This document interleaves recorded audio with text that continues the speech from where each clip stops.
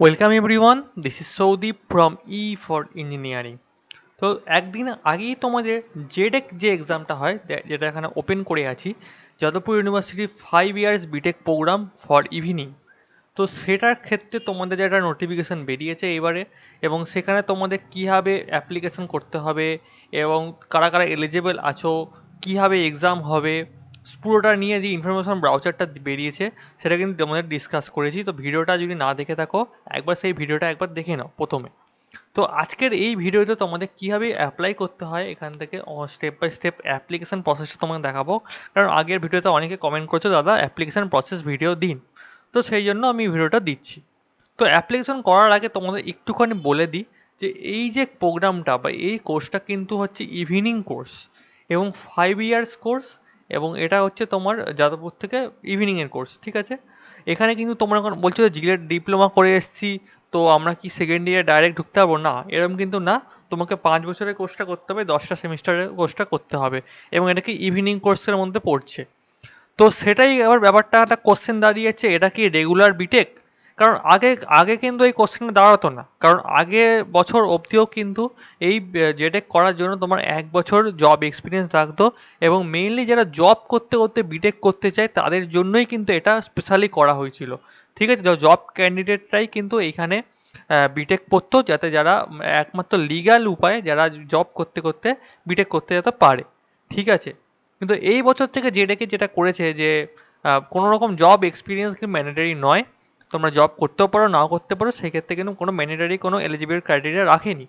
সেই জন্য যারা রেগুলার বিটেক ক্যান্ডিডেট, যেমন রেগুলার যারা ডিপ্লোমা করে এসছে, যারা কোনো জব করছে না, 2021-এ পাস আউট করবে, 2020-তে পাস আউট করবে, তাদের একটা একটা মনে সংশয় থেকে যাচ্ছে যে এটা কি রেগুলার বিটেক, যেটা আমরা 4 বছর ধরে 4 বছর যে বিটেকটা হয়, বা ল্যাটার এন্ডে ধরে 3 বছর যে বিটেকটা করি, সেটা নিয়ে কিন্তু একটা সংশয় থাকছে। দেখো, আমার কাছেও কিন্তু এখনও অবধি এটা পুরোপুরি ক্লিয়ার নয়। আমি কিন্তু ওদের এরকম একটা কোয়ারি রেস করেছিলাম, ওরা কিন্তু সেইভাবে অ্যান্সারটা দেওয়ার মাধ্যমে ওরা যেটা অ্যান্সার দিয়েছে সেটা হচ্ছে ইনফরমেশন ব্রাউজারটারই কিন্তু একটা লিঙ্কটা দিয়ে দিয়েছে, যেটাকে যে ইনফরমেশন ব্রাউজারটা। এবার ইনফরমেশন ব্রাউজারটা যদি খুলি, তাহলে কিন্তু আমার এইটাই লেখা আছে যে, এই যে ওপরে যে লাইনটা লেখা আছে যে 5 years evening program for bachelor degree in civil mechanical electrical for the season 2021-22, ঠিক আছে। এটাই কিন্তু মোটামুটি ইনফরমেশন ব্রাউজারেও লেখা আছে। তো এটাই দাঁড়াচ্ছে, এটা কিন্তু একটা ইভিনিং ডিগ্রি প্রোগ্রাম।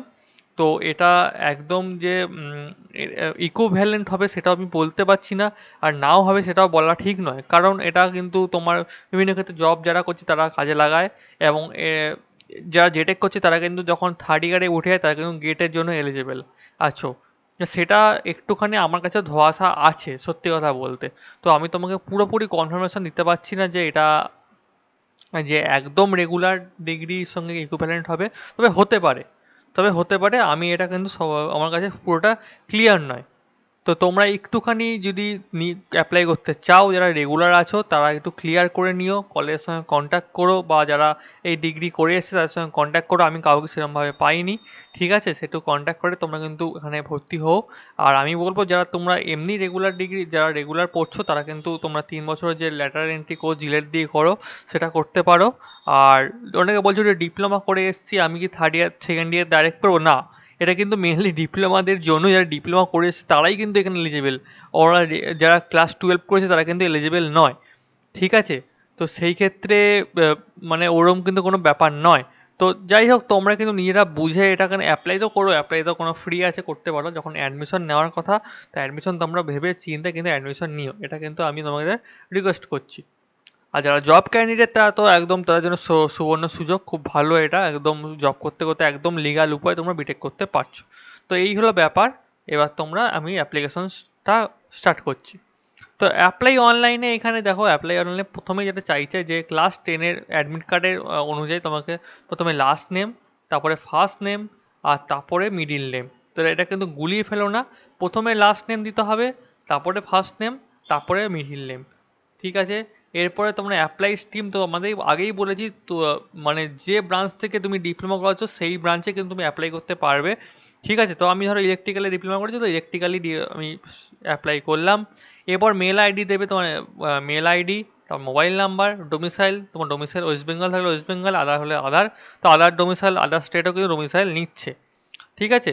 তো যেমন ক্যাটাগরি যেমন ক্যাটাগরি যদি আদার স্টেট করলে, আদার স্টেট যদি করো তাহলে জেনারেল ছাড়া তুমি কিছু করতে পারবে না, পিডাব্লিউডি কিছু করতে পারবে না।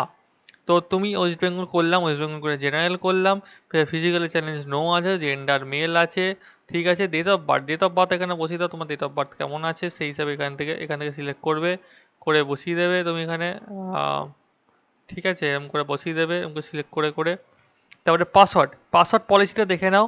পাসওয়ার্ডটা কিন্তু একদম এক্স্যাক্টলি 8 ক্যারেক্টার হতে হবে, ঠিক আছে। 8 ক্যারেক্টারকে বেশি হলে হবে না, কম হলেও হবে না।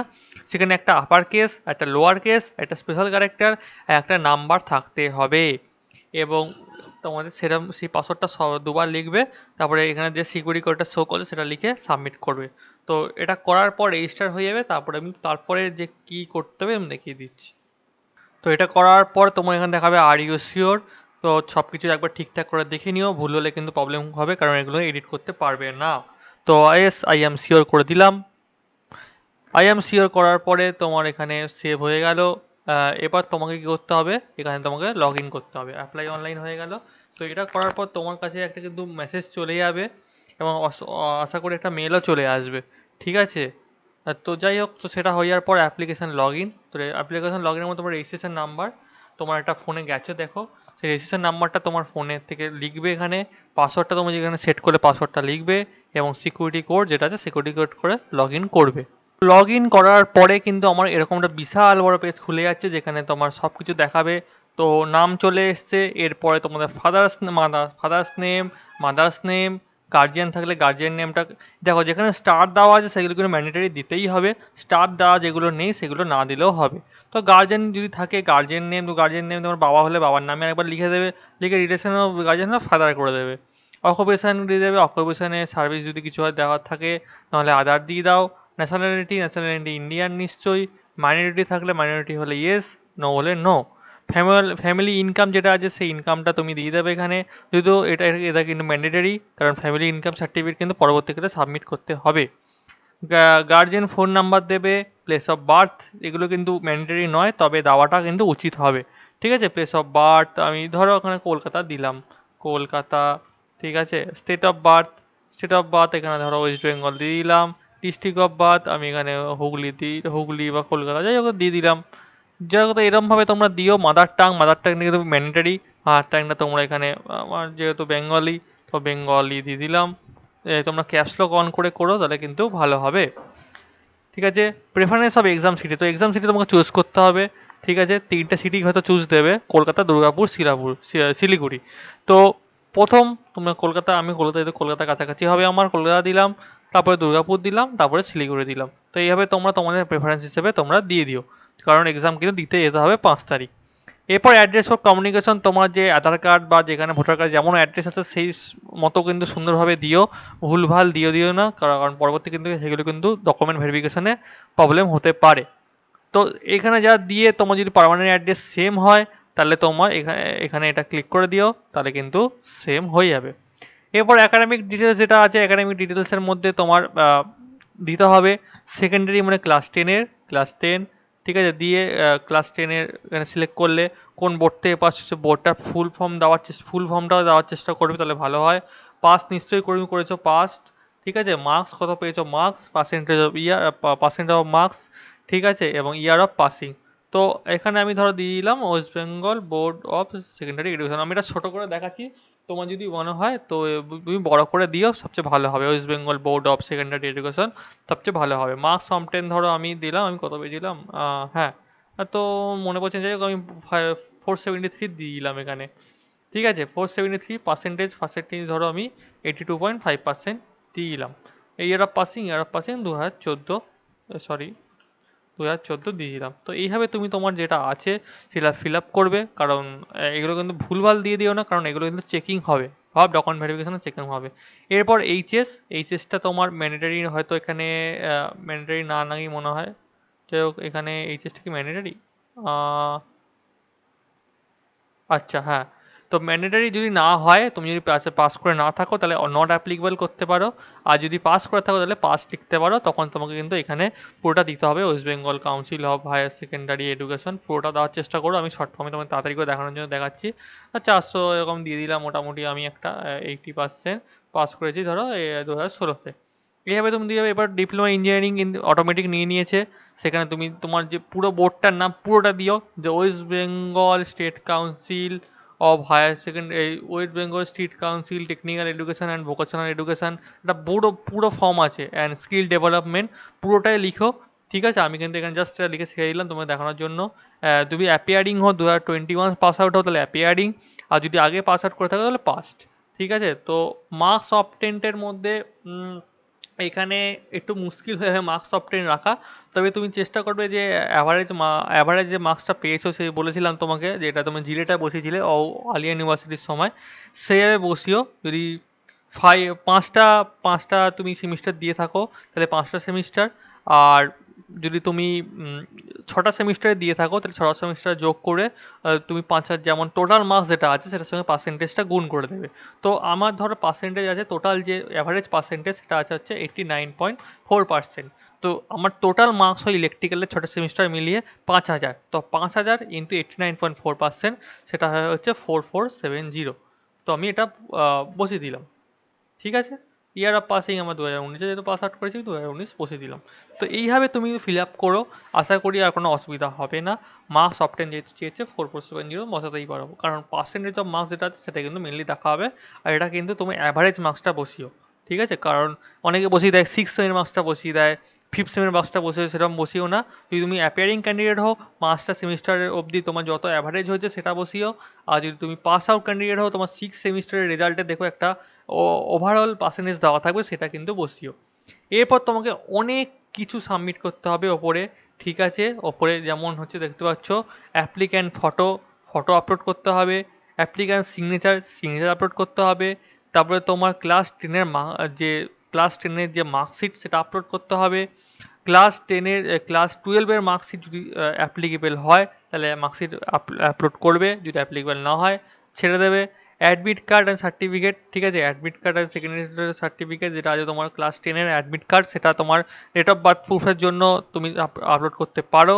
ঠিক আছে, এরপরে হচ্ছে তোমার ডিপ্লোমা ইঞ্জিনিয়ারিং মার্কশিট আর গ্রেড কার্ড যেটা আছে তোমার, যদি তুমি 6 সেমিস্টারে হও, তোমার আগেই বলেছিলাম, যদি তোমার পাস আউট ক্যান্ডিডেট হও, যেমন আমি পাস আউট ক্যান্ডিডেট, তুমি লাস্ট যে ফাইনাল মার্কশিট সেটা আপলোড করলেই হবে।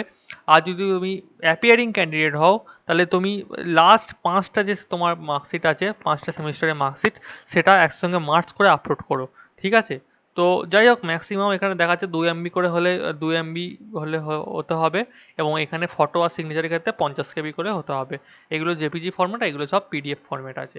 যাই হোক, তো সব কিছু করে তুমি ডিক্লারেশন সাইন করবে, করে সেভ করে সাবমিট করে দেবে। তো এখানে আর কোনো অ্যাপ্লিকেশন টাকা লাগবে না, তো আমি আর এত কিছু ফিল আপ করছি না, জাস্ট তোমরা দেখিয়ে দিলাম। এবার তোমরা করে নিও তোমাদের মতো। এরপরে বলছে অনেকে প্রিন্ট অপশান আসছে না, তো আমি একবার করে তোমাদের দেখাচ্ছি। তো যাই হোক, আমি আর করছি না, তোমরা দেখে নিও। তোমাদের এরপর যদি কোনো রকম প্রবলেম হয় আমাকে তোমাকে টেলিগ্রাম গ্রুপে মেসেজ করতে পারো। ঠিক আছে, আশা করি এরপরে আর কোনো স্টেপ থাকবে না, কারণ এটাই কোনো লাস্ট স্টেপ। এরপর যদি প্রিন্ট আউটের একটা অপশান থাকতে পারে, প্রিন্ট আউট যদি তোমার করতে প্রবলেম হয়, তুমি ওপরে যে তোমার সাইটের পপ আপ অপশানটা একবার অন করে দেখো, এবং যদি তাও না হয় তাহলে পিসি বা ল্যাপটপে করে চেষ্টা করো, কারণ মোবাইলে অনেক সময় প্রবলেম হতে পারে। তো আজকে ভিডিওটা এটুকুই ছিল। ঠিক আছে, আশা করি তোমাদের হেল্প হবে, এবং আপ টু মিডনাইট আগস্ট 25 অবধি কিন্তু এটা অ্যাপ্লিকেবল আছে, এবং তোমার অ্যাপ্লিকেশন ফি লাগছে না, তো তোমরা অ্যাপ্লাই করতেই পারো। ঠিক আছে, তো যাই হোক, তোমরা অ্যাপ্লাই করো, এবং যদি কোনো রকম প্রবলেম হয় তুমি নিজে কমেন্ট করতে পারো। আর তোমার যেটা প্রথমে বললাম যে এটা যে রেগুলারের সাথে যে তোমাদের ডিফারেন্সটা, সেটা কিন্তু তোমাকে একটু খোঁজখবর নিতে হবে। যারা যারা অ্যাপ্লাই করতে চাইছে তারা নিয়ে এটাই খোঁজখবর করো, কারণ আমি কিন্তু মেল করেছিলাম, সেইভাবে কিন্তু আমি অ্যান্সার পাইনি। ওখানে ওরাই এই লিঙ্কে দিয়ে দিচ্ছে। যাই হোক, তো তোমরা চেষ্টা করো, তোমরা যদি কোনো খবর পাও আমাকে জানিও। আশা করি তোমরা যারা অ্যাপ্লাই করবে ভেবেচিন্তে অ্যাপ্লাই করবে। তো আজকের ভিডিওটা এটুকুই ছিল। Thank you everyone, have a nice day.